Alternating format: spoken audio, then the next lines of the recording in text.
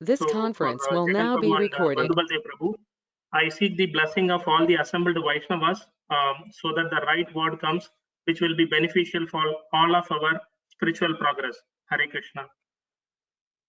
So, with opening prayers, Om Namo Bhagavate Vasudevaya, Om Namo Bhagavate Vasudevaya, Om Namo Bhagavate Vasudevaya, Narayanam Namaskrityam, Naram Chaiva Narottamam, Devim Saraswatim Vyasam, Tado Jayamudiraye, Nasta Prayeshu Abhadreshu, Nityam Bhagavata Sevaya, Bhagavati Uttama Sloke, Bhaktir Bhavati Naistiki, Krishnaya Vasudevaya, Devaki Nandanaya Cha, Nanda Gopal Kumaraya Govindaya Namo Namaha.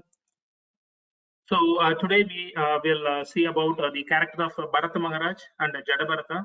So yesterday it was very nicely explained by His Grace Rajendranath Dwaraka Prabhu about the Lord Rishabdev's teaching. So we will see today about the Bharata Maharaj and Jadabharata.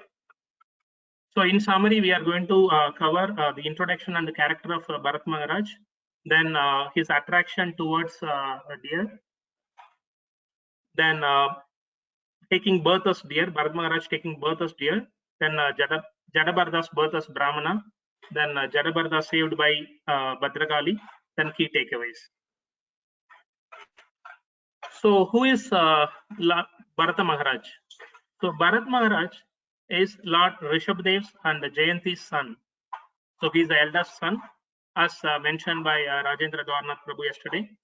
Then he married Panchajani, daughter of Vishwarupa, and they had 5 sons. So this planet was formerly known as Ajanava because of the ruling of King Nabi. After Bharat Maharaj ruled the planet, it became celebrated as Bharata Varsha. So this is also a one question asked by Shantosh Prabhu yesterday. So this has been explained in Srimad Bhagavatam also.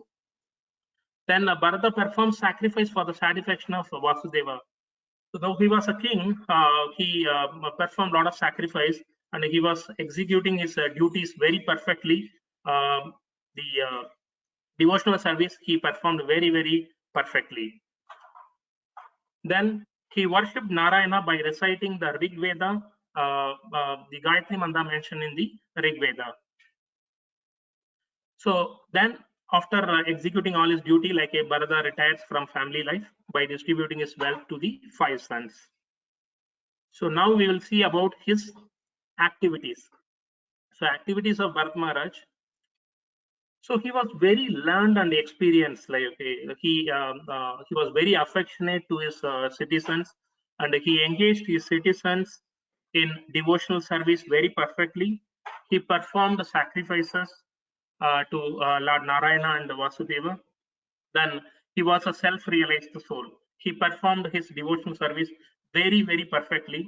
Then he enjoyed opulence for 1,000 times of 10,000 years. Yes, I read it correctly. There is no mistake in that. He enjoyed opulence for 1,000 times of 10,000 years. So it is a quite long time. He ruled that kingdom that long. Then retirement and experience of Bharat Maharaj. So in the retirement, so once post is ruling the kingdom, he wanted to renunciate all the thing, and he wants to exclusively perform the devotional service to Lord Vasudeva. Then he started marching towards after distributing his wealth, he went to Pulaka Ashrama, which is in the nearby Gandaki river. So there, we can see the Salagrama Sila. So that forest is called as Salagrama. So then he performed the devotional service there very, very perfectly, exclusively he was doing the devotional service. While doing the devotional service, tears started flowing from his eyes, ecstatic bodily symptoms being experienced, then hairs stood on end. So all these excellent devotional service being performed, and he was always meditated on reddish lotus feet of the Lord, and he never cared what is going in and around of his surroundings. He was completely mesmerized, meditative of the lotus feet of the Lord. So that was like a greatly experienced by Bharat Maharaj. So then we will cover the main the character of King Bharata. So this chapter has 31 slokas. So it has been divided into like this. So verses 1 to 7 describes like a mother doe dies and infant baby born. The sloka 8 talks about like a attachment to deer. Then psychology of misplaced compassion. Then mistakes made by Bharata Maharaj. Then Bharata Maharaj lamentation for the deer. Then 26 to 31 explains like a Bharata Maharaj quits body. So we will see all those things in detail like okay in the upcoming slides. So one fine day, while he was taking the bath in Gandaki River, post his devotional duties, he saw a pregnant deer, female deer, came to drink the water. So immediately, the thundering sound came from a lion, and this deer got frightened, and immediately it given the birth to this calf, the baby deer. Then the mother deer want to cross the river, but on the passage, like okay, it dropped the baby deer, and it while crossing, like it died. So immediately this scene been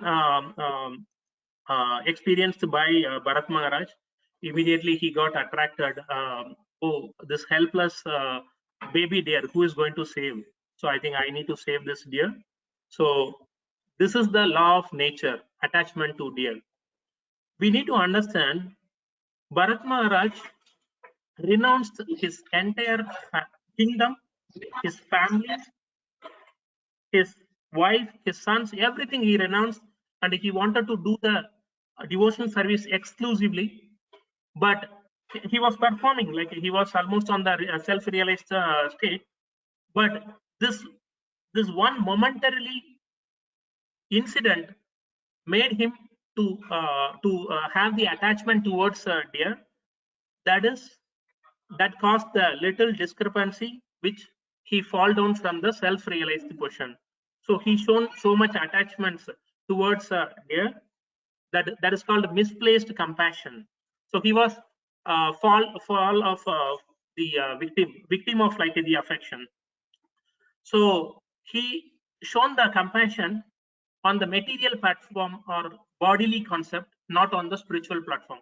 So we say like a Vaishnavas or Paradukha Dukhi, they will show the compassion to the fallen conditioned souls. That should not be misunderstood. The compassion we should not show on the bodily concept, but we need to show it on the spiritual platform. Seeing like, okay, they are not chanting, they are not doing the devotional service. That has to be our motive, not on bodily concept. But Bharata Maharaj, unfortunately, showed the bodily concept because like the baby deer was very young, and who is going to save that baby deer? And he was like showing the bodily compassion. He started taking the baby deer, and he comes to the he brings to the ashram, and he started feeding the grass to the deer. Then he protected from the other animals. Then he showed full attention, like he even including like a itching, and he petted like a. Then he affectionately kissed the deer like many times. So by doing all these things, he completely forgot the rules and regulations of spiritual activity which he was doing post renouncing his family. Then he completely forgetful of like the worship of Supreme Personality of Godhead. Everything about spiritual advancement, he completely forgot.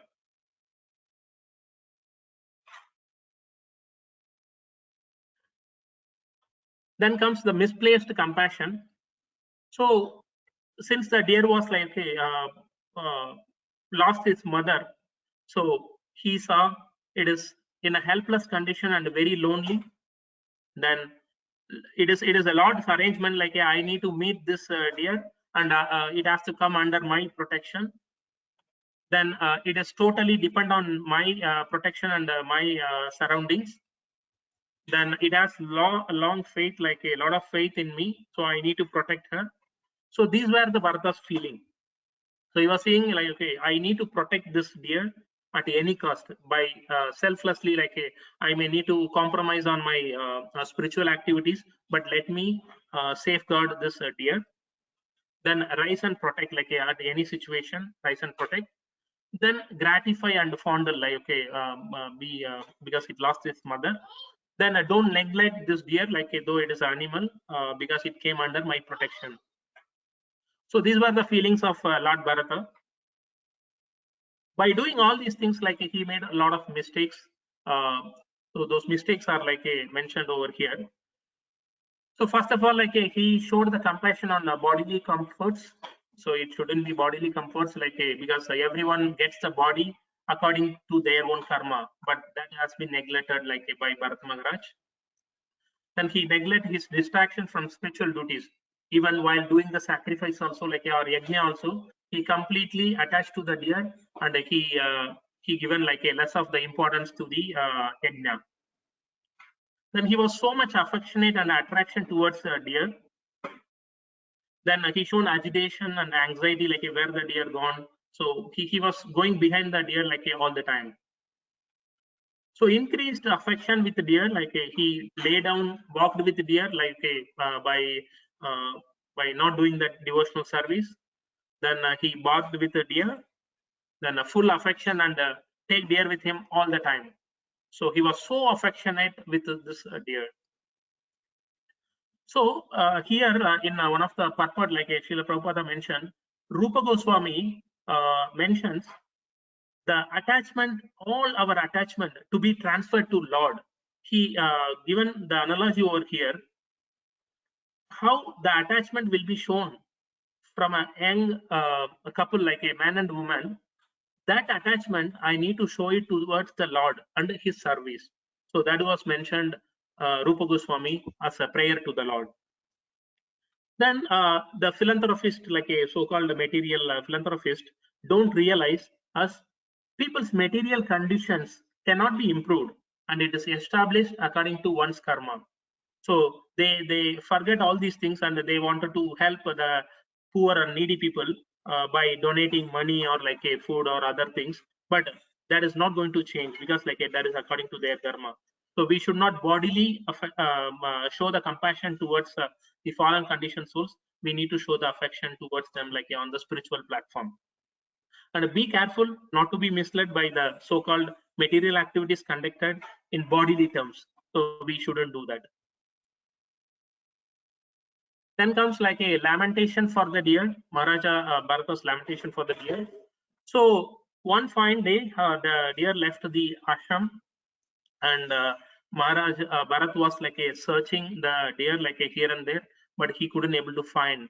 Then he started thinking, okay, I was so negligent to take care of this deer, so the reason like a deer left me.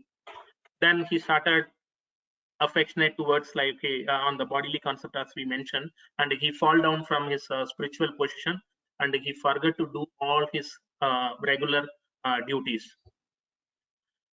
He was thinking, okay, deer may be eaten by a tiger or wolf or like etc. He was thinking like what happened to the deer, like he was thinking again and again all the time by neglecting the duties. Then this shows the symptoms of moksha, because he accepted deer as prince, and doing fanning meditation, like okay about the deer, and he didn't do the spiritual activities. Then considering deer as submissive and deer son, he was considering like a deer as his own son.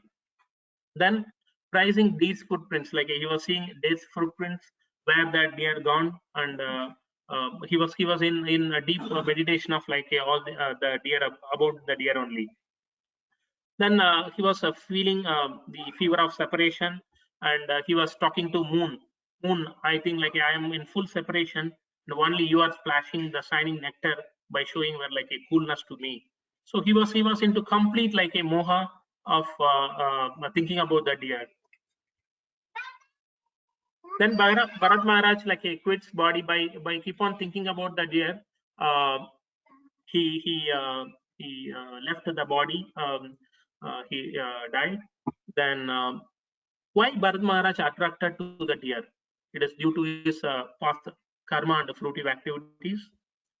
Then to immediately rectify his mistake, as he was thinking about the deer and he left the body, he was awarded the body of the deer, but remembers past incidents. So two slokas we need to remember over here. So as Krishna mentioned, yam yam vapi smaran bhavam tvachati ande kalevaram tam tam evaiti kaunteya sada tadbhava bhavitaha. Whatever state of being one remembers when he quits his body, that state he will attain without fail. So since he was thinking about deer, he got the body of the deer. But one another thing we need to understand. So Krishna says, Shipram bhavadi dharmatma shashvat shantim nigachadi kaunteya pratijanihi name bhaktya pranashyadi. So he quickly becomes righteous and attains lasting peace. O son of Kundi, declare it boldly that my devotee never perishes. Because he was doing a lot of devotional activities, he got the body of the deer as he was thinking about the deer, but he could able to remember his pastime. Okay, by in the deer body, so he was lamenting, oh, how I fallen down from a self-realized position. My mind, I was doing the devotional service very perfectly, but my mind attached to the deer due to the karma. Then I neglect the spiritual activities, and now I attain the body of the deer and fallen far from my devotional service. So this was like a very well. He keep on like a remembering this, and he was keep on lamenting about thinking about like a how I fallen down, why I fallen down. Oh, will I get like a one more chance? So he was keep on thinking. By thinking that like he left the Kalanchara mountain where he and that deer and like the mother deer was there, and he left the mother deer in Kalanchana mountain, and he visits like a Pulatsya ashrama in the forest of Salagrama where Bharata Maharaj performed all the penances. Then taking a bath in that particular holy place, he finally gave up that body of the deer.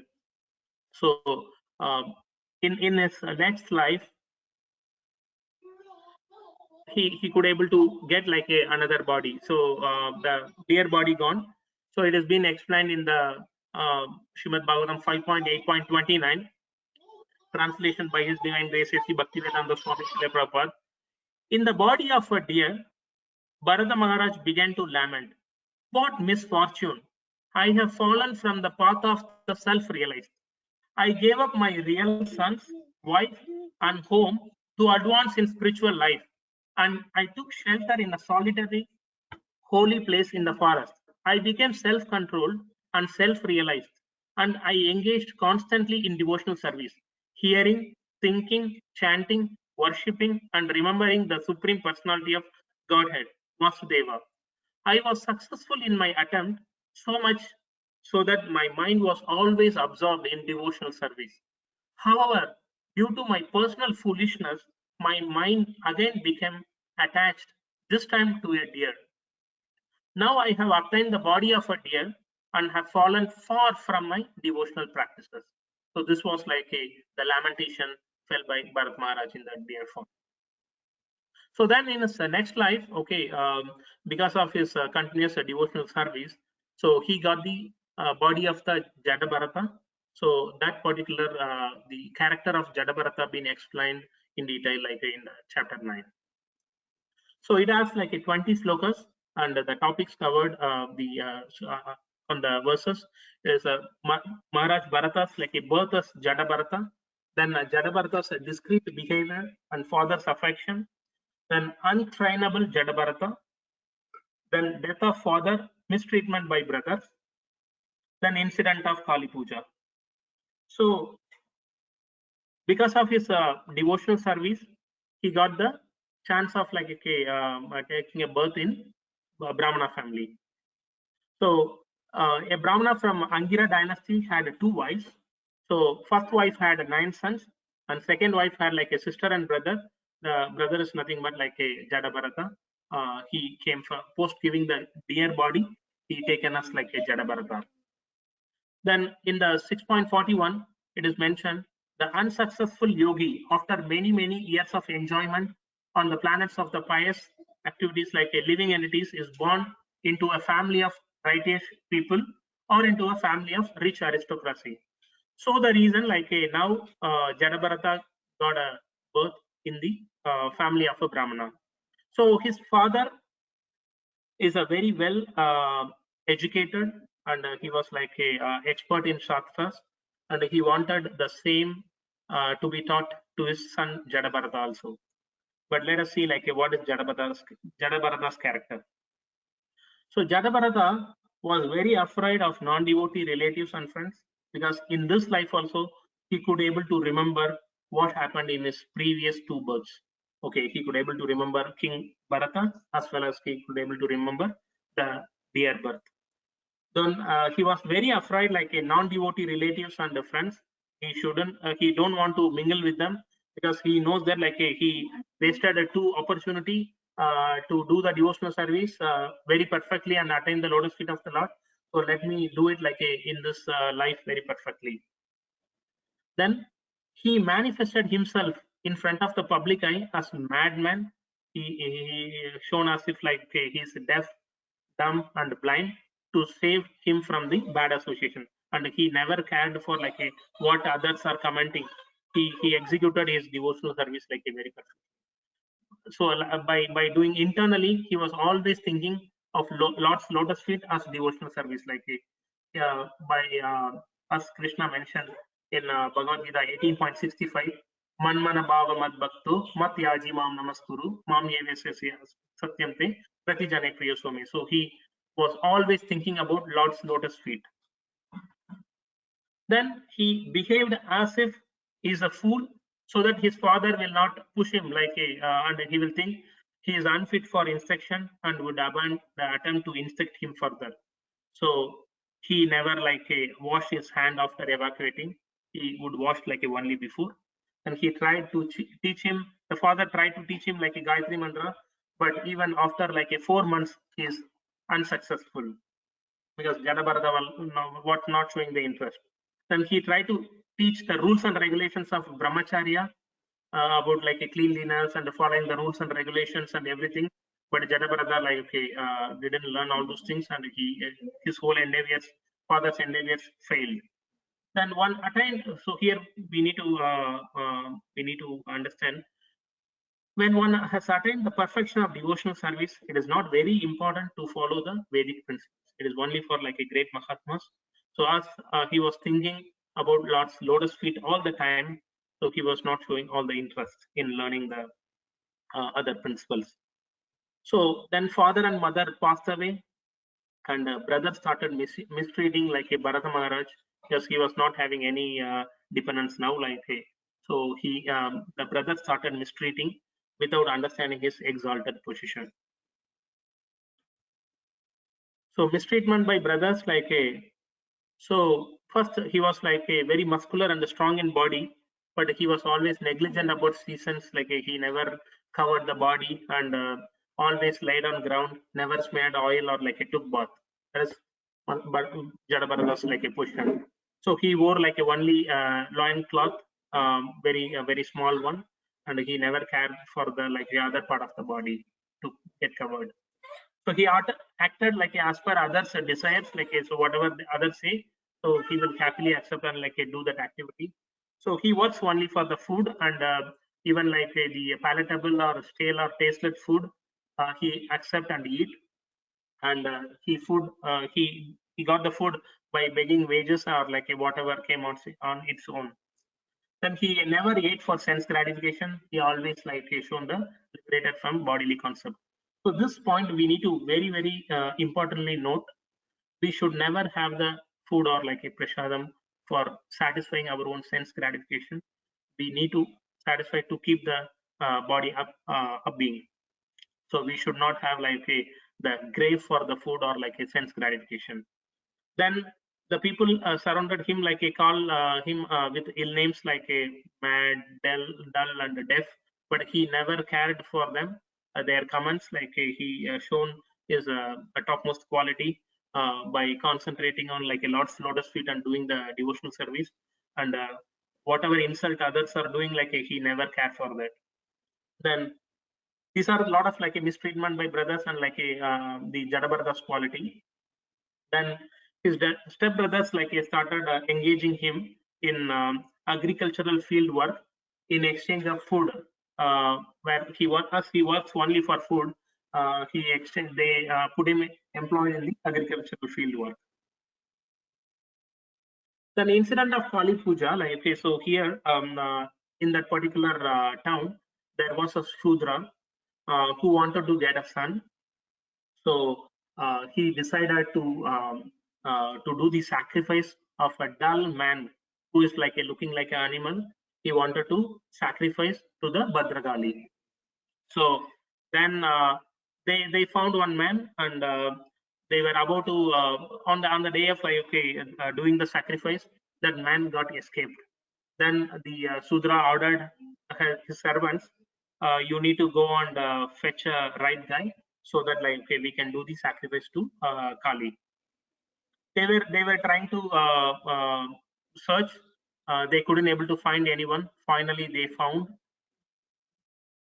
found Jadabharata in that agricultural field, and they taken him into the sacrificial arena. So Jadabharata accepted that like okay, by fully surrendering and no protest. He didn't like okay, protest with them, and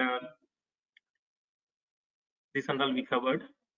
So while priest was ready to offer the blood to Kali by raising a fearsome sword, so immediately like okay, as Jadabharata performed the devotional service, so Kali will not ensure that like the devotees of the Lord will be killed by like other dacoits. So immediately she appeared in that sacrificial arena, and she killed all the dacoits. Like okay, so this is how Kali Bhadragali saved the life of Jadabharata from killing by killing the dacoits. So post this, like okay, Shukadeva Goswami mentioning to Parikshit Maharaj, translation by His Divine Grace A.C. Bhaktivedanta Swami Srila Prabhupada.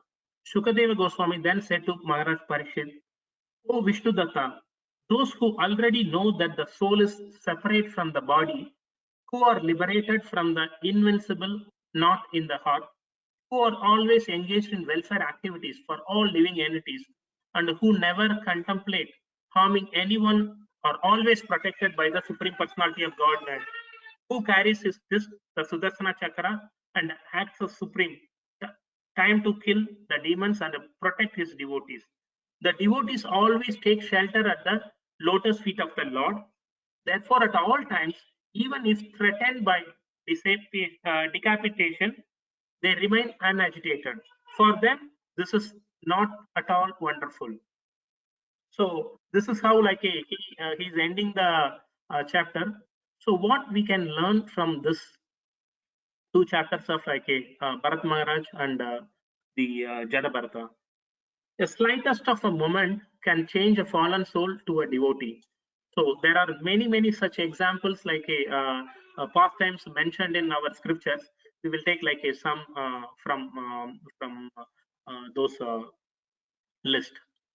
So first, so Valmiki was he performed like a lot of sinful activities, but by the momentarily association of Narada, he became like a completely purified, and he started doing the devotional service, and he given the greatest holy scripture Ramayana.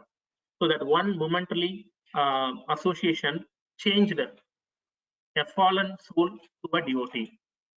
Then like a Haridas Thakur, to defame Haridas Thakur, a prostitute being sent by a king, and the prostitute wanted to allure like a Haridas Thakur, but Haridas Thakur was never never deviated from his spiritual duty and chanting the holy name, and in fact like he converted that prostitute because of like the Haridas Thakur's association.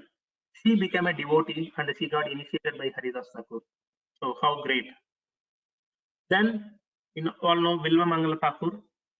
So he was so affectionate to the prostitute, like the Chintamani.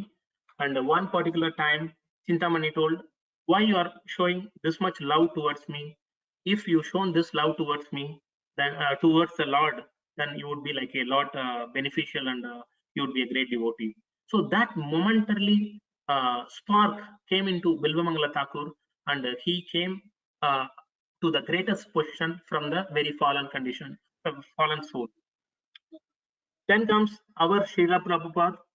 Our Srila Prabhupada, like he went to America, and he shown the I'm not getting the word, like he shown compassion, real compassion, not the bodily compassion. Though he was very aged, like he got affected by many heart attacks on the passage, like on the travel to US, but he wanted to show the compassion for all the fallen conditioned souls. Like he went to America, he started preaching to hippies, like by lot of he gone through a lot of difficulties. Those difficulties cannot be explained, he experienced so much difficulties, and he converted like a lot of hippies into the spiritual devotees and spiritual masters. So Srila Prabhupada did a lot to the uh, the devotional service, and if not him, if he is not there, then we all would have been strangers. All glories to Srila Prabhupada, and Jai Srila Prabhupada. So these are some of the examples which we can take as how a fallen soul become a devotee from a fraction of second, by either associating with the greatest Mahatmas. So then we will see there is another catch we need to understand. Yeah, moment can change a great position to fall down also. So a lot of great Mahatmas were in great position, but they fall down from a momentarily the affection towards the material substances. So we saw one example is like a Bharat Maharaj, so who was in a great position, but he fell down by seeing the bodily affection of a female deer, like a baby deer. Then we'll see like a Vishwamitra, who was doing the tapas for so many thousands of years, but by just hearing the sound, anklet sound of the female Menaka, he completely came out from the tapas, and he got deviated. Though he got a mercy from the Lord, again he did a lot of tapas and penance, he was a great devotee. But at one moment he Lord shown even great devotee can fall from the greater portion, by exhibiting that leela. Then we know a Kaikeyi, who was very happily accepting Lord Rama's coronation as a king, but due to the momentary association of Manthara, everything got changed, and the whole Ramayana thing got started. A lot of changes happened, and she shown the fall down from a great position. Then one another example is Ajamila, who was a great Brahmana, who was doing his devotional service very perfectly. But one day he saw a man and a woman uniting, and he saw that and he fall down from a great position, and he started associating with a lot of women.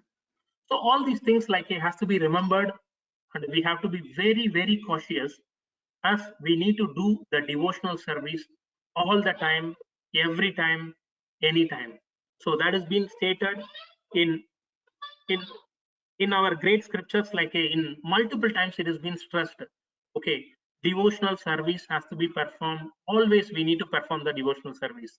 So here I quoted some of the slokas referenced in our scripture. So in Shistashakam, Sri Chaitanya Mahaprabhu says, Trinadapi Sunishena, Karorapi Sajishuna, Amanina Manadena, Kirtaniya Sadahari. So he says, like, in such state of mind, one can chant the holy name of the Lord constantly. So Sadahari, like, okay, Kirtaniya Sadahari. So we need to do, like, okay, the chanting of the holy name all the time. Then in Bhagavad Gita 9.14, it is Krishna says, like, Satatam Kirtayantomam Yatantasya Drida Bradaga Namasyantasya Mam Bhaktya Nitya Yukta Upasade. So always chanting the glories of the holy name.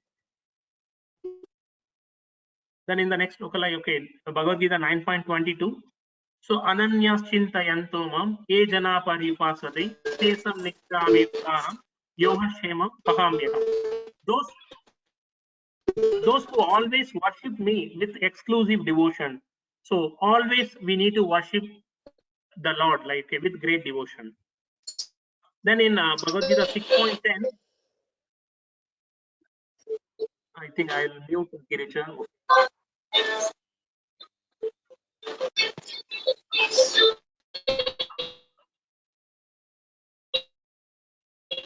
Prabhu, Bandhu Baldev Prabhu, can you mute Girija?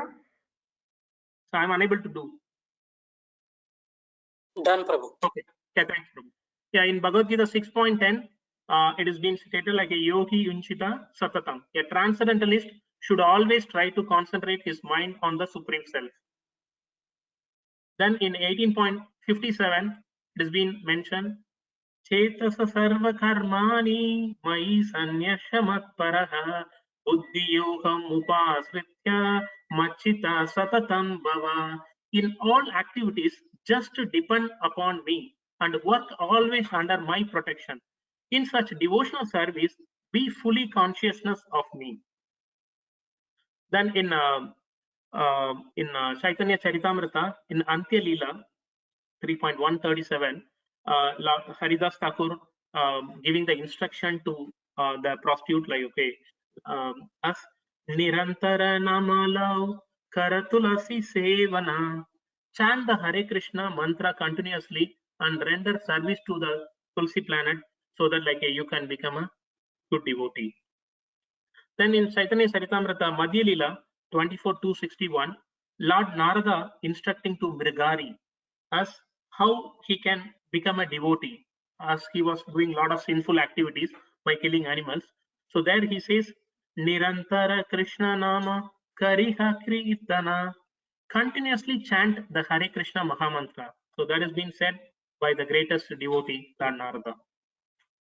Then in Srimad Bhagavatam, it has been said, Savai Pumsam Paro Dharmo Yado Bhaktir Adokshajay Ahai Tuhi Apratigata Yayatma Suprasidati. So Lord says, the supreme occupation for all humanity is that by which man attached to loving devotional service unto the transcendent Lord. Such devotional service must be unmotivated and uninterrupted to completely satisfy the self. So here, Ahai and Apratigata is very, very important. Ahai is like a unmotivated, Apratigata means like, okay, uninterrupted. So then only, like, we can be suprasidati, like we can be satisfied with the self. So then in Srimad Bhagavatam 1.2.18, it has been said like, Nashta prayesu abhadreshu nityam bhagavata sevaya. So this is the sloka like been chanted by Srila Prabhupada during his final moments. Like, okay, so this sloka should be very, very close to all of our heart. So by regular attendance in classes on the Srimad Bhagavatam and by rendering of service to the pure devotee, all that is troublesome to the heart is almost completely destroyed, and loving service unto the personality of Godhead, who is prized with transcendental songs, is established as an irrevocable fact. Even on the deathbed, like, okay, he could not able to eat anything. He could not able. He was like he was tough to breathe. But Srila Prabhupada doing the smaran of, like, okay, the Srimad Bhagavatam and about Lord and his devotees, like he was doing the smaran, and he was on always like constantly he was thinking about the Lord, how I can uplift the others, like who are in the fallen conditions, not on the material platform or bodily concept, but on the spiritual platform, how they can become a devotee, how they can chant the holy name, how they can do engage themselves in the service of the Lord. So Srila Prabhupada did a lot of things for all of us. So we have to be thankful enough to him. So in Chaitanya Charitamrita Madhya Leela 22 113, there is a sloka referred from the Padma Purana. So this Smartavya Satatam Vishnu Vismartavyo na Jatuchit Sarve Vidhi Nishedha Sure Etayor Eva Kinkaraha. Krishna is the origin of Lord Vishnu. He should always be remembered and never forgotten at any time. All the rules and prohibitions mentioned in the Shastras should be the servants of these two principles. So how we can remember Lord all the time? So we can remember the Lord all the time with the devotees association only, and that sloka been covered by a couple of days back very nicely. How we can get association and how we can get the glories of a devotional service, how we can perform the glories of devotional service has been explained by Kapila Muni, Lord Kapila to her mother, his mother, Devakuti. Satam prasanga mama virya samvido bhavanti kritkarna rasayana kada tajjoshanadashva apavarga vatmani shaddaratir bhakti anukramishadi.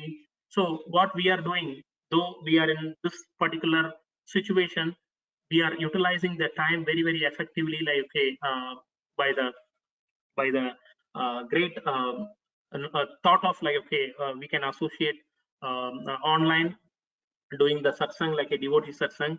So it was a great concept, and every day hearing Srimad Bhagavatam during this Ramadan time is a great experience. We don't want to miss even a single class. So that is a greatness of this association. So with this, the topics got over. The key takeaways. So we know Bharat Maharaj life should be remembered by all of us all the time, because from a greatest position of executing the devotional service, because of a momentarily situation, one moment changed his entire devotional service into a fallen state. Because he could not able to attain the lotus feet of the Lord on that particular birth. So that has to be understood by us all the time. So we have to be performing the devotional service very cautiously, because the material world which we live has a lot of distraction. Now we have so much of distraction. We shouldn't get the very much affectionate towards the family in the bodily concept. Okay, this is my wife, this is my father. We need to treat everyone as as a the living entity, it is a servant of the Lord. So Lord assigned me a particular service, and I need to do I need to perform the devotional service very perfectly. I need to help others to do, and I need to do myself then we need to help all others so the key takeaways: don't become attached to anything but Krishna, because we have lot of attachment in this material world, be it a mobile or TV or lot of things. We have a lot of distraction, but we need to utilize each and every element in this material world towards Krishna service. So don't become attached to anything but Krishna and Krishna service. So always remember Krishna and never forget Krishna. This has to be the very important quote which we need to remember all the time.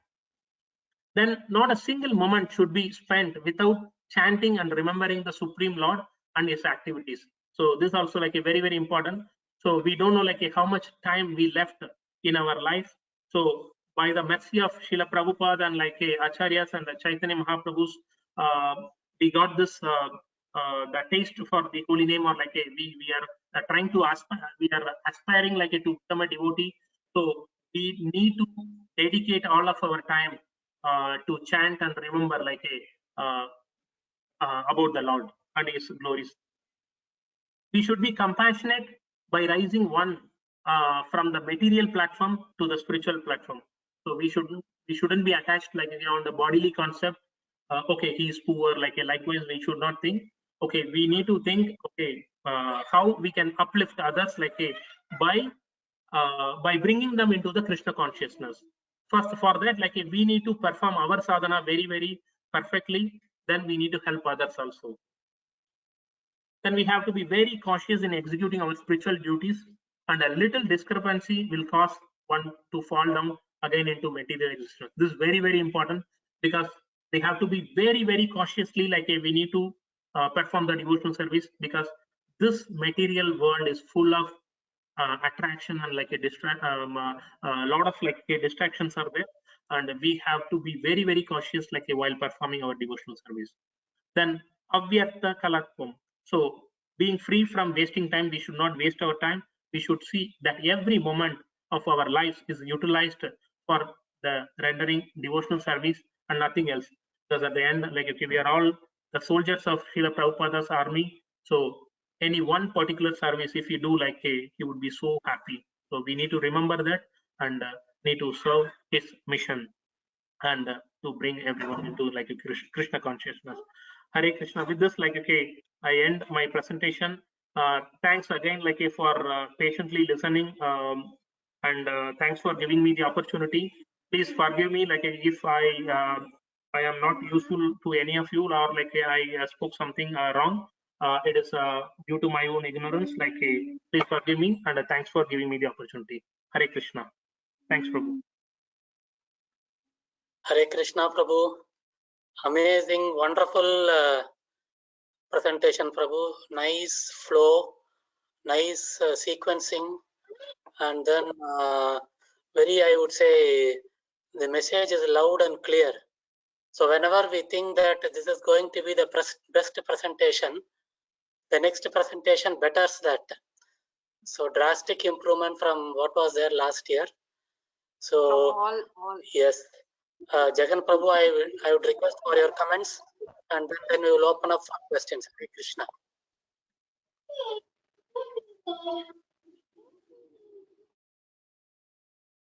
Thanks a lot, Prabhu. Very clear and nice presentation. Prabhu, in one slide you use the word mistakes of Bharata Maharaj, Jada Bharata.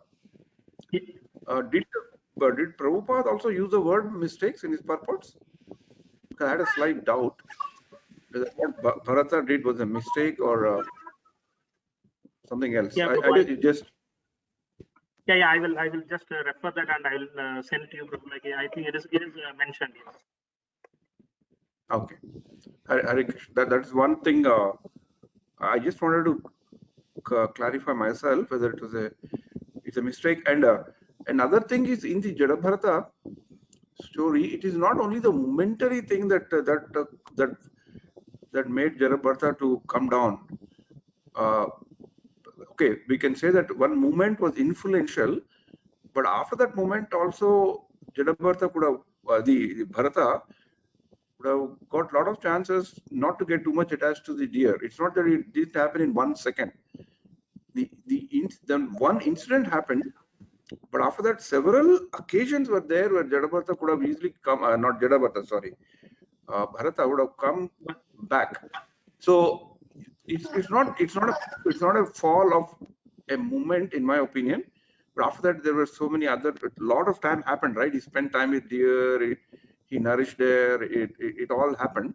So all those things happened. So I was just thinking, is it just a momentary thing that it happened? Just a thought. We can later, but yeah, you can just see the purports again. Yes, Prabhu. That moment changed him to fall down. After that, he couldn't able to uplift in that particular life. Then on the next life, he could able to understand, okay, what fall down he had, okay, that momentarily thing, because of a law of karma, it changed his entire devotional service. Fine, thanks. Yeah, Hare Krishna. I think there are some chat messages. Let's see. Okay. Yes, no question. Chat message. Yeah. Hare Krishna. If anybody would like to share any comments, messages, any questions, Hare Krishna, the forum is open.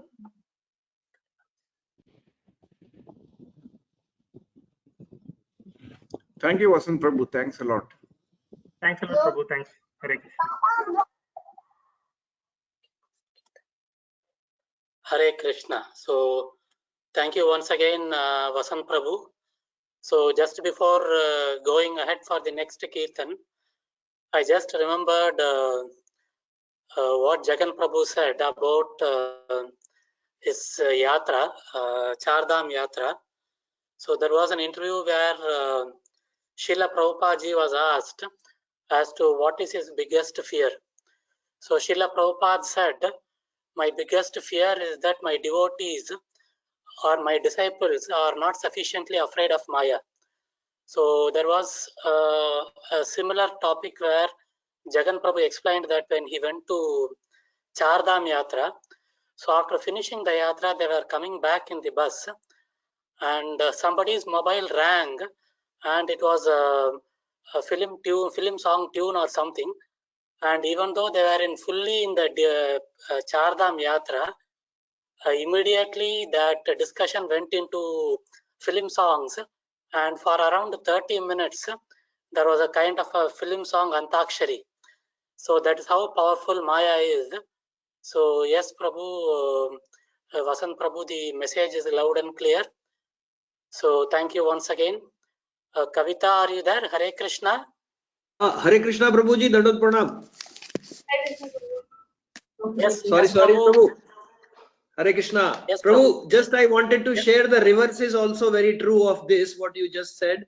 So, This conference will now be recorded. So thanks to all the devotees who have given your participation and blessed us. So it is said that relaying the message of Lord Shri Krishna is not possible without the blessings of the devotees. So we shall try to understand the instructions of Jada Bharat to King Rahugana. So it is spread across 5 chapters. So in Srimad Bhagavatam, 5th canto, chapters 10 to 14. So we will start with the pranam mantra. Om Ajnana Timirandasya Jnananjana Shalakaya Chakshuran Militam Yena Tasmai Sri Gurave Namaha. So this is basically a continuation of the previous presentation, previous theme, which was very nicely done by Vasant Prabhu. So basically this is what we are going to cover. So first we will see as to what is the background where how Jadabharata met King Rahugana, and then the instructions of Jadabharata can be broadly classified into 3 categories. So one is that he is giving instructions based on control of the mind. Is the presentation clear? Is it clear to everyone? Okay, Hare Krishna. So the first he is doing, yes, Prabhu. So first the instructions is based upon the influence of the mind. Then the next perspective which Jadabharat is giving is about the bodily misconception. That is the second. And then third, he explains the material world as an allegory of a forest of material enjoyment.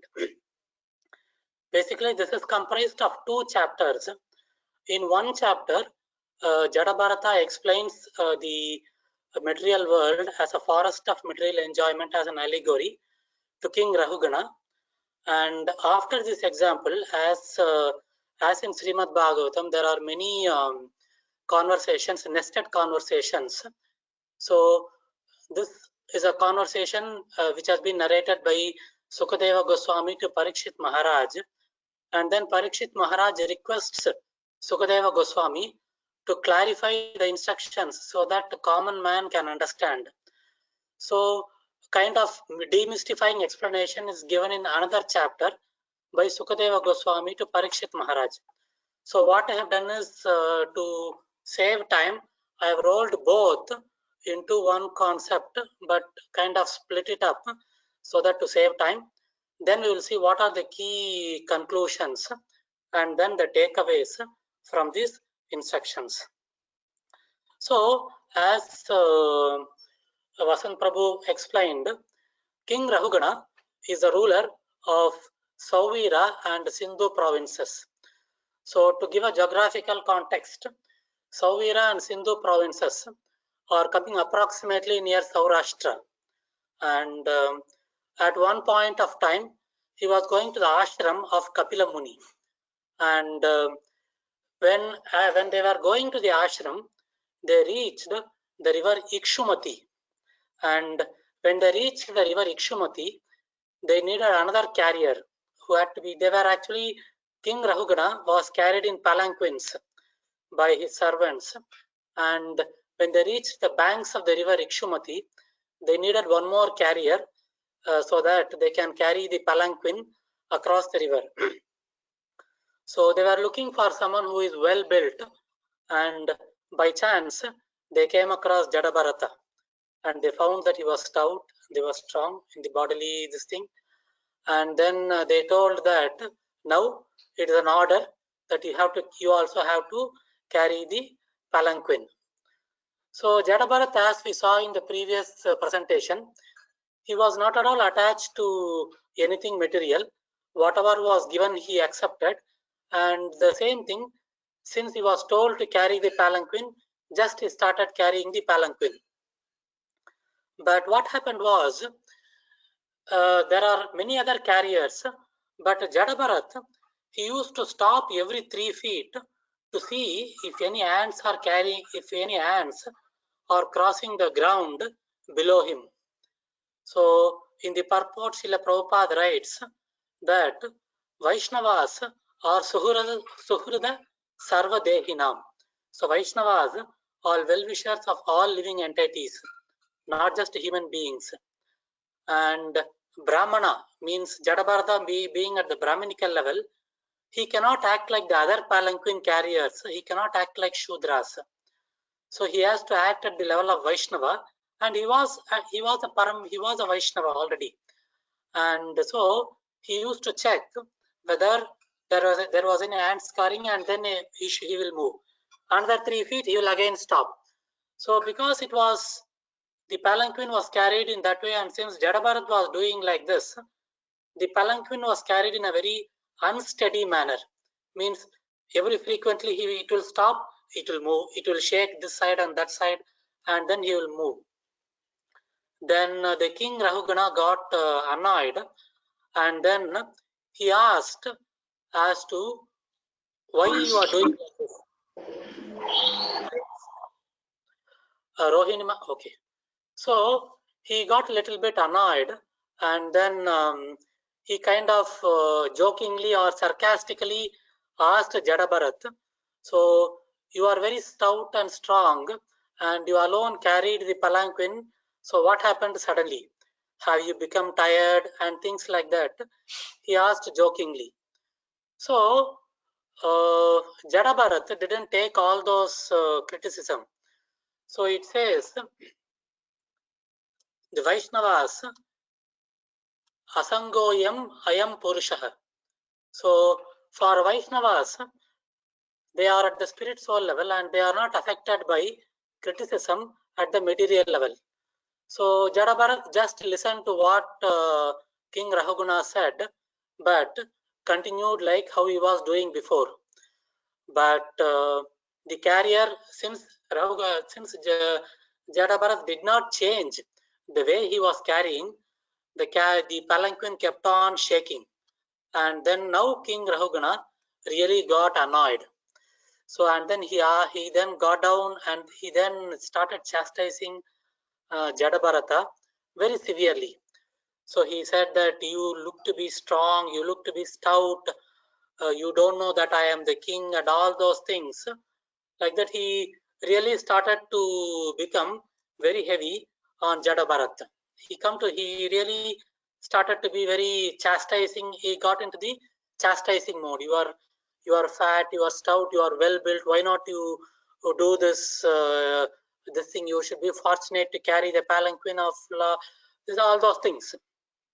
So then Jadabharata thought that he should kind of explain the real position. Then Jadabharata stopped for a while, and then he immediately didn't go into chastising mode. As always, Vaishnavas, they always try to ensure that even when they refute the argument, they do it in such a way that the other person does not get hurt. So Jadabharata jokingly, sarcastically re-explained what King Raghugana actually chastised. So he said, yes, I am neither strong nor stout, because I am not this body, but I am the soul. Yes, I am not strong or weak, again because I am not this body, I am the soul. And he explains that the palanquin is carried by my body, and what is inside the palanquin is also another body. So like that, he gave a good re-explanation of what King Raghugana stated in a soul-related language. So when King Raghugana listened to what Jadabharata said, King Raghugana understood that this Jadabharata is not an ordinary person. And he fell down, he came out of the palanquin and fell down at the feet of Raghugana. So now we can imagine, if we do what Jadabharata did to our rulers, forget alone the rulers, even to our line manager in the office, what will be our condition? But in those days, the kings were saintly. So in Bhagavad Gita, 4th chapter, 2nd shloka, it is said, Evam parampara praptim, evam rajarshayo viduhu. So Lord Krishna says that this disciplic succession, that this knowledge came through disciplic succession, and it was accepted by saintly kings, rajarshayo viduhu. And in Ramayana, it is said that when Lord Sri Ramachandra and Lakshmana were being trained under Vishwamitra, Dasharatha once went to the hermitage to Vishwamitra to just see how Lord Ramachandra and Lakshmana were progressing. The question which he asked to Vishwamitra is that, Ahishtam yat tat punarjanma jayaya. So he didn't ask about anything material. He just asked, is your training for my sons to win over the cycle of birth and death, how it is going? Ahishtam. So the kings were always keeping the spiritual progress in mind. So that was the condition of those kings in those Vedic times.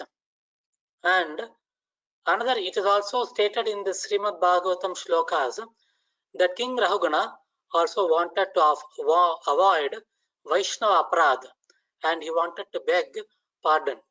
So there's a shloka which states that King Raghugana was not afraid of fire, was not afraid of even death, but he was afraid of offending a Brahmana. So in Chaitanya Charitamrita, when Chaitanya Mahaprabhu was giving instructions to Rupa Goswami at Dasameda Ghat in Prayag, so Chaitanya Mahaprabhu explains that Vaishnava aparad is equivalent to Hatimata, a mad elephant offense. So King Raghugana falls at the feet of Jadabharata and begs his offense. Then he asks several questions. Let us see what are those questions. So he asks, you appear to be a very elevated, very knowledgeable sage. Why are you wandering like a very dull person? First question. Second question. What is the most secure shelter in this world? Third question. How can I advance in spiritual life? So then he is also telling, when Jadabharata was explaining that about the bodily concept, and Jadabharata also explains that the perception of pain while carrying the palanquin is only to the body and not to the soul. So this is a counter question to that by King Rahugana. So you are saying that whenever there is a bodily problem, soul is also affected. How you are telling that soul is fully detached from the body? And he is also telling, Jadabharat also tells that you are now a king and these people are servants. This relationship itself is temporary, and thinking that you are a king, you are trying to chastise. So this is a counter question to that argument, where King Rahugana asks, you are telling that the king-servant relationship is temporary, but as a king, it is my duty to rule my citizens and punish those who are disobedient. So how do I do that? So these are in essence the different questions which are asked by King Rahugana to Jadabharata, requesting him to clarify in a very submissive mood.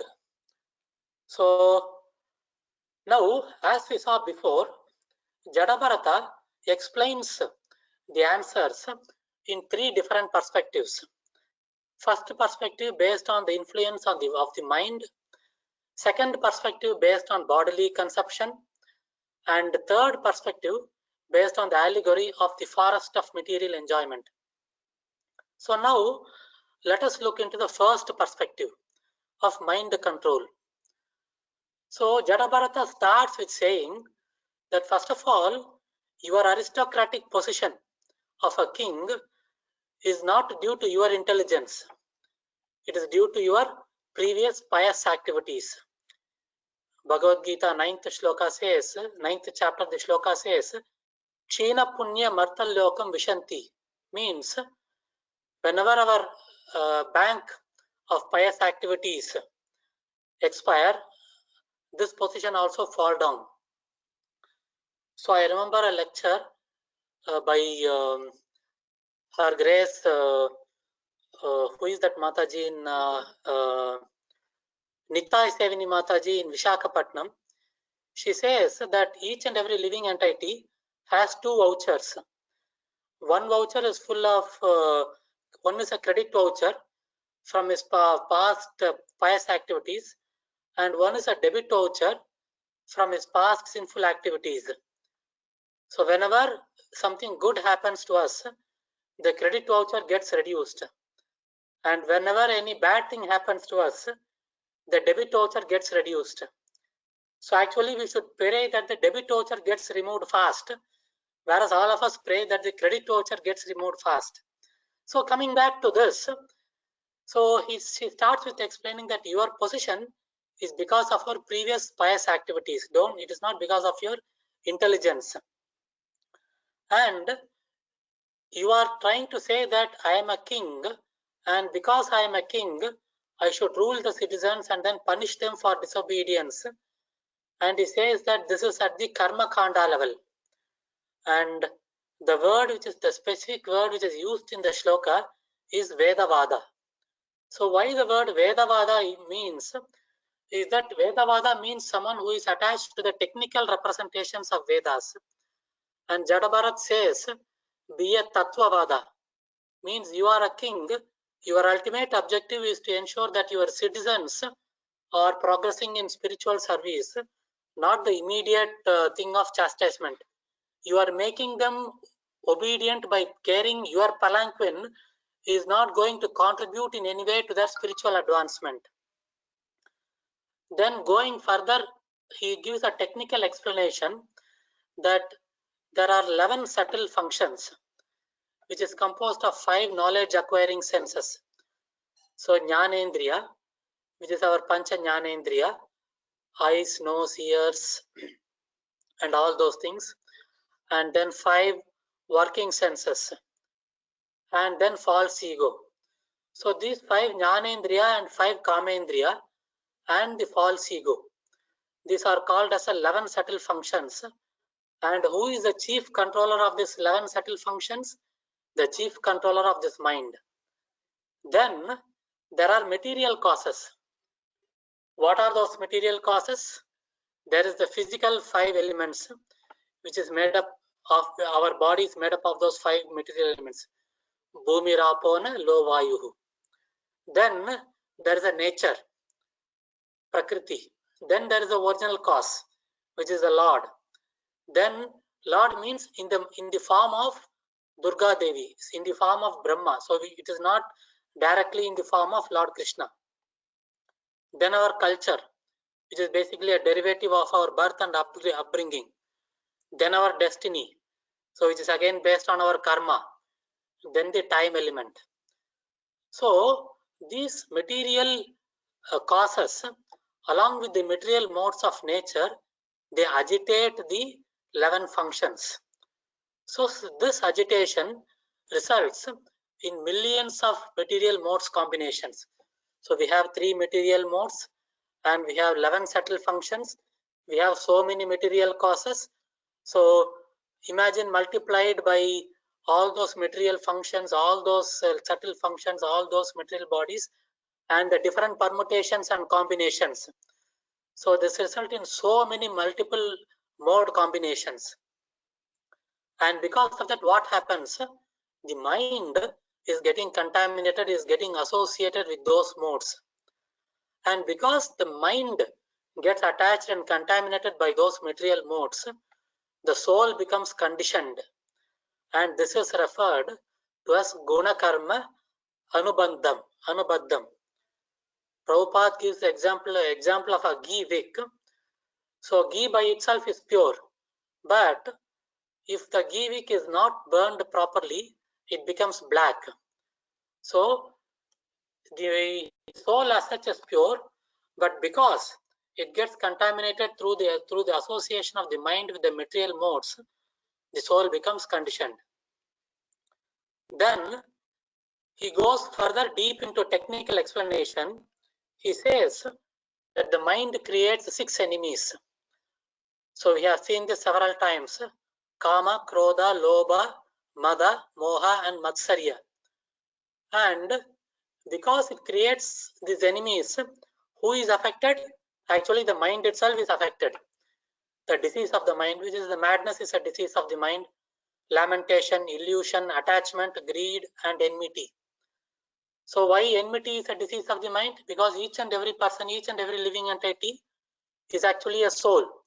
So when we take enmity with the person, we are again looking at the person at the bodily platform and not the soul platform. So enmity is also a problem of the mind. So Jadabharata explains, because of this, mind is the greatest enemy. So what you need to do is that conquer the mind by devotional service to the Lord. And to make it very clear, he says, who is the Lord?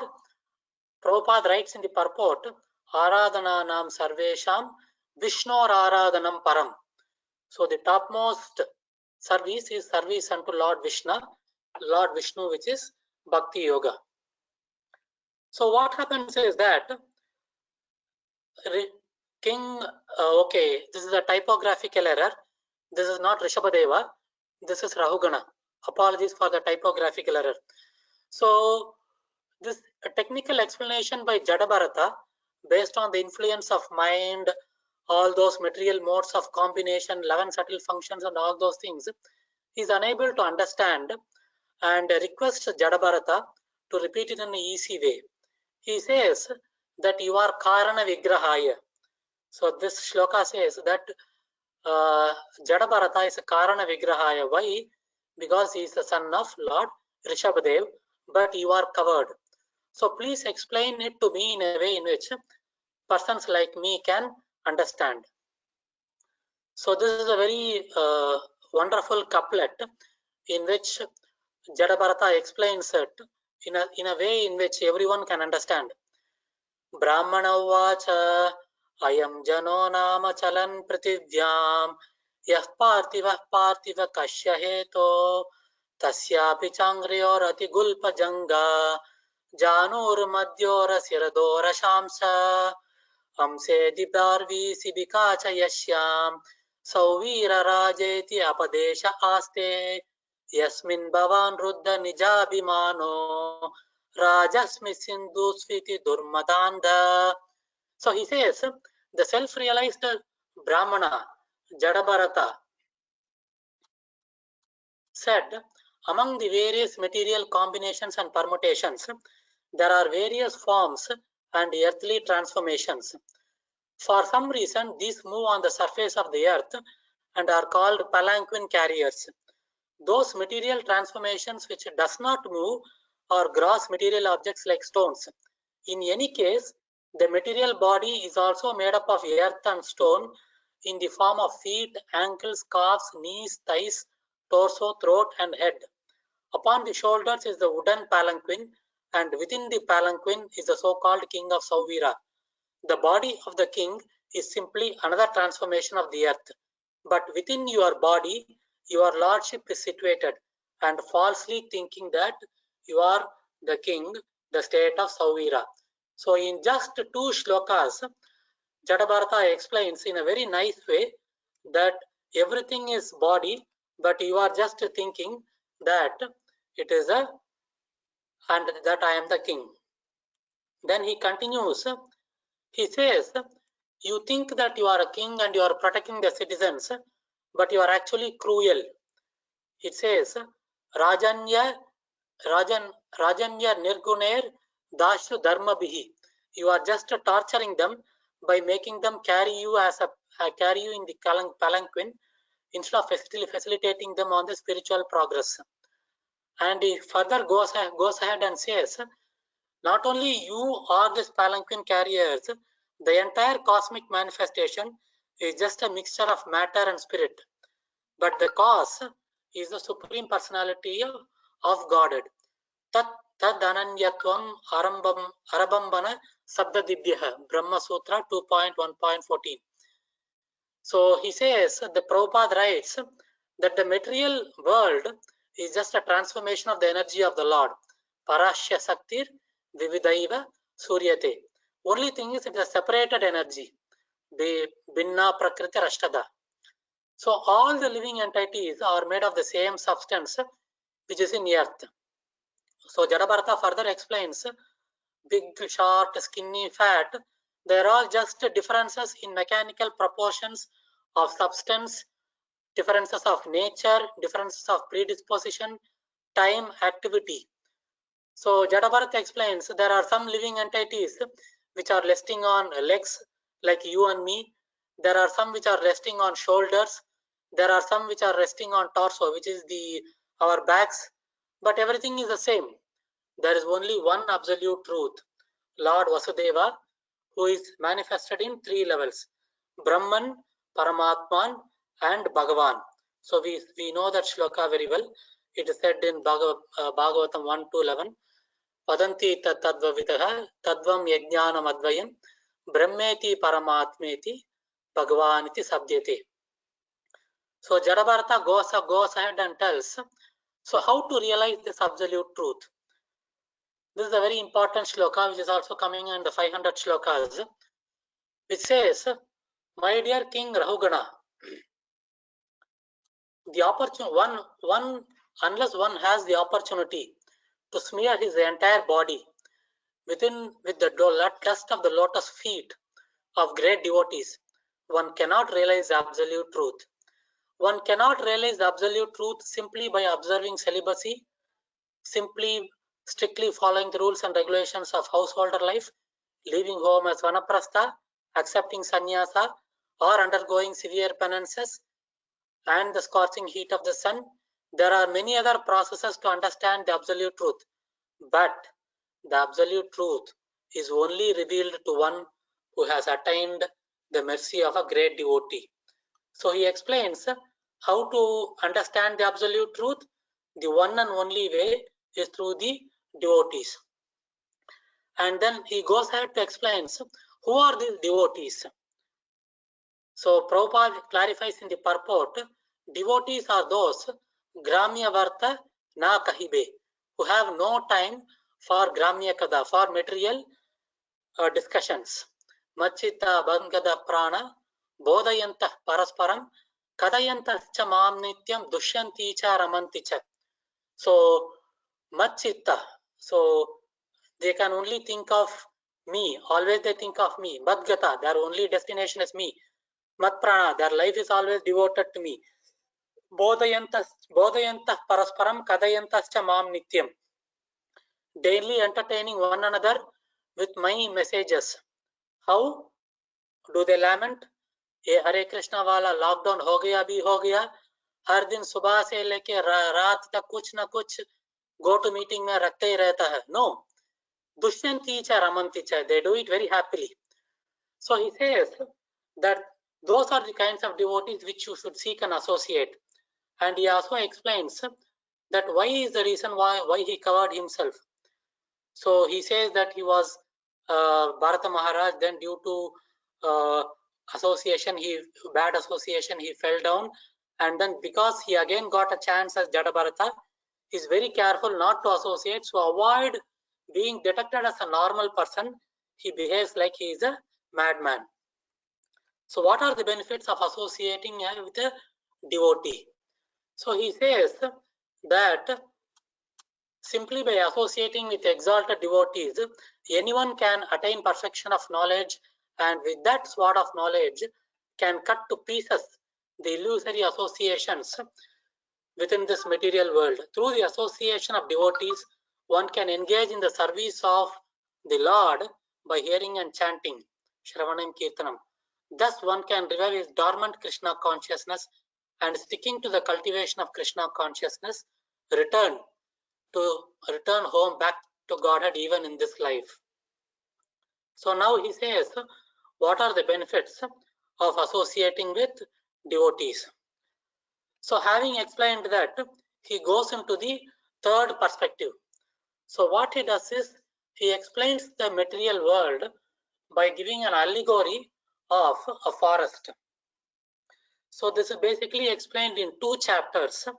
In one chapter, Jada Bharata explains the allegory of a merchant who is entering into a forest, trying to get something which is material and undergoing various problems. And this is explained by Jada Bharata to King Rahugana.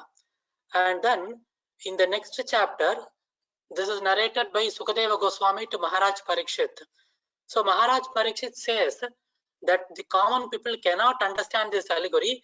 Can you re-explain this in a way in which everyone can understand? So the same concept, each and everything, Sukadeva Goswami explained to Maharaj Parikshit, but in a very simple, detailed way. So what I have done is, I have combined both the chapters. What you see on the left side is the allegory, the example, and what you see on the right side is what is the relation of that story to the actual practical condition. So Jada Bharata says that a merchant enters a forest to collect some wood and other items. So this is like a conditioned soul entering the material world for enjoyment.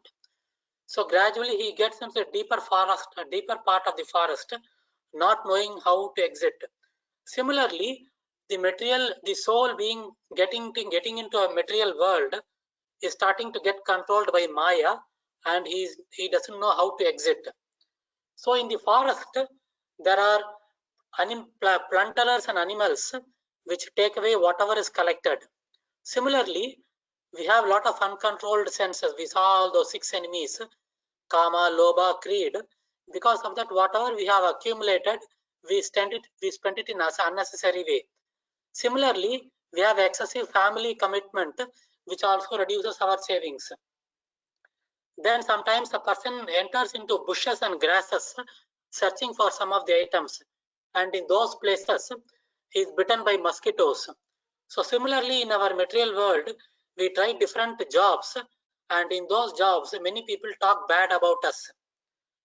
Then suddenly there's a flashing thing which comes in the forest, which is called as a fiend or meteor.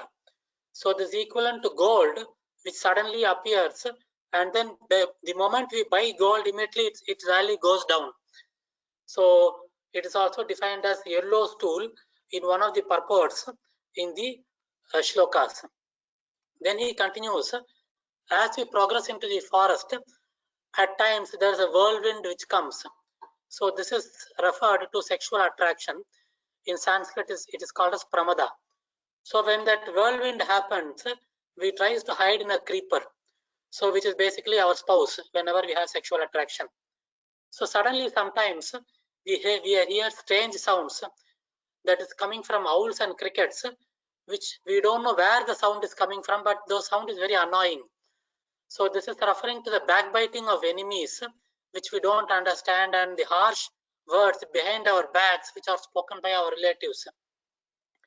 And when when the traveler is thirsty, when he jumps into a pool of water, he finds that it is very shallow and resulting in his bones getting broken. Similarly, somebody, when he wants to take spiritual shelter, but he takes shelter of bogus spiritual masters and gets cheated. And sometimes a person who has gone into the forest, he finds the material stolen in front of his eyes. So this is equivalent to the income taxes, which is collected by the government from our own hard-earned money. And sometimes the forest traveler loses his materials to something which is more powerful. So this is referred to calamities like fire, fire and all those things. We have this COVID-19 where we lose our livelihood, which is beyond our control. Then in some set of shlokas, Jadabharata summarizes the entire forest fire, entire household life itself as a forest fire. Samsara dava nalalita loka. So he says sometimes in the forest we see a huge castle which is defined as Gandharva Pura at a long distance, and the person starts walking towards that. But the more he tries to walk near, the more farther it becomes. So this is like dreaming of big houses and dreaming like becoming a very powerful, famous person on the earth. So what happens?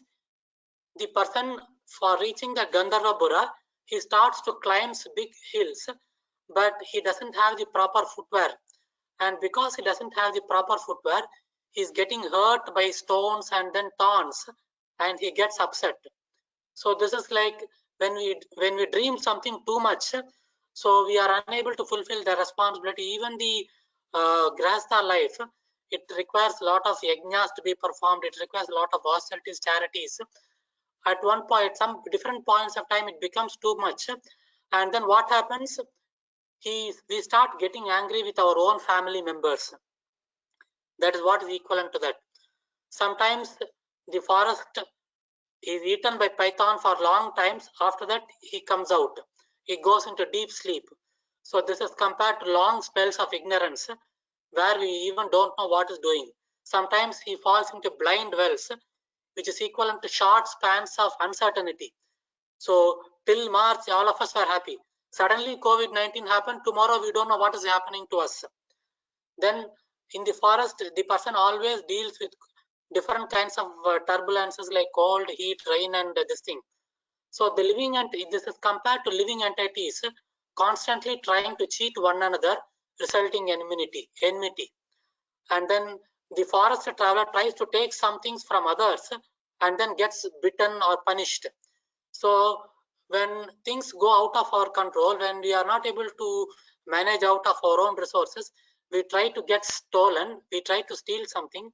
And it is said that whatever we do in the day is witnessed by the sun, and whatever we do in the night is witnessed by the moon. And then we get dishonored for that. Sometimes the forest dweller finds a nice tree, but he stays for some time, but he thinks that there will be a better tree, and then he leaves that. So this is like getting into devotional service, but unable to follow the instructions and getting back into material life. So finally what happens? The traveler jumps from trees to trees like a monkey. So this is equivalent to changing of bodies by living entities. So finally what he says? He says the final instruction: don't waste time to understand the material world or to enjoy the material world. Just learn to be detached and exit. So this is in the purport, this is explained in the couplet coming from Bhagavad Gita 15.3 and 4. The real form of this tree, which is the material world, cannot be perceived in this world. No one can understand where it ends, where it begins, or where its foundation is. But with determination, one must cut down this tree with the weapon of detachment. So doing, one must seek that place from which, having once gone, one never returns, and there surrender to that Supreme Personality of Godhead, from whom everything is beginning and in whom everything is abiding since time immemorial. So instead of doing research on this material world, just try to find the final shelter and then go back to him. So who is that final shelter? So now we already saw that he has defined that final shelter, the absolute truth, in the previous slides, that Supreme Brahman. So there are the entire thing has a lot of negative streak of thoughts. So I've tried to put down some of the commonly asked questions which is coming to our mind. Should we always be pessimistic? So the answer is no. We should be optimistic, but not materially, spiritually. Why? Because human life is the best opportunity for going back home, back to Godhead. Why is Bhagavatam and Bhagavad Gita always critical of family life? So we should be clear, Bhagavatam or Bhagavad Gita is not critical of family life. It only clarifies that we should be grahasthas, not grahamedis, means we should not be attached materially, but we should be detached and then consider them and us, all of us as servants of the Lord. So since so much emphasis is made on non-continuation or discontinuation of material life cycle, why not all the boys be brahmacharis? Straightforward, simple solution. So the answer is, if possible, yes. But unfortunately, the Vedic culture has practically disappeared. 99% of current population is Varna Shankara. Means it has not gone through Garbhadan Samskara. It has not come through the proper Vedic processes, not comes through the proper process. So the only way in which the population can be purified is through devotional service, of which Grahastha Ashram is recommended. So the 7th canto, 14th chapter of Srimad Bhagavatam is detailing is in much more detail, which we'll be covering as we go forward. So there was a lot of emphasis that whatever we get is a result of our previous pious activities. So if everything is predetermined, Krishna consciousness is also predetermined. Is it so? So the answer is yes and no. Yes, because the opportunity to do devotional service is provided based on previous pious activities. Vasant Prabhu also covered in his presentation. So Bhagavad Gita 6.42 to 40 to 42 says that based on our previous pious activities, the opportunity is given in terms of a birth in a good family. But the actual execution of a loving devotional service, not lamenting, loving devotional service, depends on our free will, our genuine desire, and our determined endeavor. What is the king's realization? Let us see the realization of the king Rahugana based on the instructions. This is a very wonderful shloka. Raja uvacha aho nirjanma kila janma sobanam kim janma bistva parairapi amushmin nayadrishi kesha yasah kritatmanam mahatmanam va prachura samagamaha. He says, King Rahugana said, I have understood that this birth as a human being is the best of all. Even birth among the demigods in the heavenly planets is not as glorious as birth as a human being on this earth. What is the position, what is the use of the exalted position as a demigod? In the heavenly planets, there is no possibility of associating with devotees. So this is the realization of King Rahugana out of listening to all these instructions of Jadabharata. So what are the conclusion and key takeaways? The concept of material detachment, the concept of detachment from bodily conception, and the concept of not being attached to the material world is also already there. That is loud and clear. So this slide is about the other takeaways apart from those two. So one thing is that material status is the result of previous pious activities. Whatever we are today is the result of previous pious activities, not our intelligence. Buddhir buddhimatham asmi. Intelligence is given by Lord Krishna. Then Hari Chakra, the wheel of time, controls all the activities and it's always keeping revolving. Because of that, what happens? Money never stays in one place. So Prabhupada writes in the purport, Lakshmi is Chanchala. Therefore, trying to enjoy material possessions is like eating the fruits of a poisonous tree. Okay, so what we should do? Whatever we have material possessions, use them in the service of Lord. Bhagavad Gita 9.27 says, Yat karoshi yat dasnasi. So whatever we have, you do it in my service. What will happens if it doesn't do that? So it says, if you don't do that, if you think that, if due to mental, if you don't do that in service of the Lord, the place of the soul is taken over by the mind, and due to mental concoction, our thoughts that this is due to our intelligence gradually becomes desires, and because that desires keeps repeating, we start coming back in different forms in life. So there are some examples where we think that grandfather has come as son. So there is a couplet which is coming in Bhagavad Gita 2nd chapter. Dhyayato vishayan pumsa sangaste subhajayate sangat sanjayate kamah kamah krodho bijayate krodhat bhavati sammoha sammoha smriti vibramaha smriti bramshat buddhi nashat pranashyati. So just a small thought of the sense gratification ultimately pranashyati leads to fall down. So how to remove the desires? So removing the desires on our own is like plowing the field or blowing the camphor. Even though we plow the field, the remains are still there. Same if we burn the camphor also, that black thing is there. So there are 3 levels of desire. So first is achievement, next is satisfaction, third is relief. If you desire for something, getting that is achievement. But being satisfied with what we achieve is satisfaction. And being relieved from the desire is relief. Unfortunately, we don't get into the second and very rarely into the third level. So the third level can be achieved only by devotional service, because we train to dovetail our desires to the devotional service of the Lord. So these are the key takeaways from the this theme, and ultimately the overarching this thing I would like to end with a quote of Srila Prabhupada. As Prabhupada says, spiritual life may be difficult, but material life is impossible. So I think I have overshot my time by a few minutes. My apologies. Hare Krishna, and thank you once again for patiently listening and then giving me an opportunity to talk about the discussions between Jadabharat and King Rahuguna. So with the mercy of devotees, Guru Maharaj and the Vaishnavas, so I now request to for comments, feedback and any other questions. Hare Krishna. Prabhu, there is a question.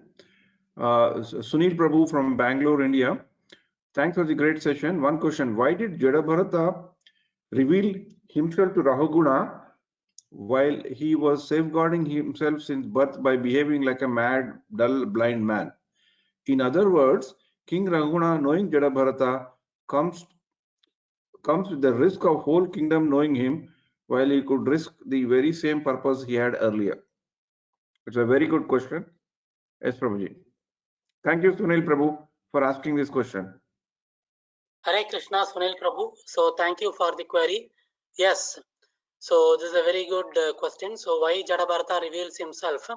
So we saw in that slide that once Jadabharata explained that we are not this soul, we are this body. The pain, the fatigue is not coming to the body but to the soul. Then King Rahugana realized that this person was not an ordinary person, and then he fell at the feet of Rahugana, and then he accepted him, and then he requested him to enlighten him. So in the Prabhupada, in the purport, Srila Prabhupada quotes the 2nd chapter 7th shloka of Bhagavad Gita, Sadimantam Prapannam, where for the first chapter of Bhagavad Gita, and for the first up to the first 6 shlokas of the second chapter, Arjuna was speaking at the level of friend.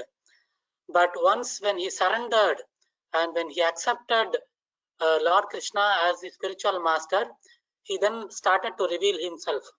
In the same way, when King Rahuguna honestly pleaded to Jadabharata to instruct him, he understood that the King's Rahuguna's intentions are really genuine.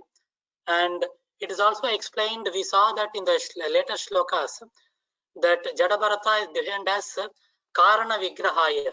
So he is a descendant of Lord Rishabhadeva, and since he is a descendant of Lord Rishabhadeva, the Paramatma is present inside Jadabharata, and he saw that the same Paramatma is residing inside the heart of King Rahugana, and his intentions are very genuine. And that is the reason why he decided to pass on the knowledge to King Rahugana, and also chose to reveal himself. Hare Krishna.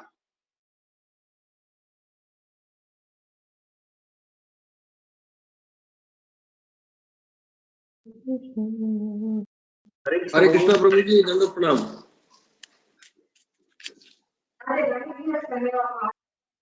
Prabhuji, thank you so much for Hare Krishna. I can't hear you, Bandhu Baldev Prabhuji. Now I can hear. Hare Krishna. Hare Krishna Prabhu. Prabhu, thank you so much for a wonderful class. I just wanted to mention that whenever I see you, I remember only one shloka from Bhagavad Gita, and that is Vyavasatmika Buddhi Ekaha Kuru Nandanaha. Dandot. Hare Krishna, Dandat Pranam, nice class. Just want to know this analogy, the forest of material, world. This, left and right side. Now, left side, I think it is there. Right side, it is there in the Bhagavatam, or you made that points, Prabhu? Everything is there in Bhagavatam, Prabhu. Nothing is made by me. Okay. So there are so many things, nicely given, but wanted to ask from a couple of them. Then I will post in the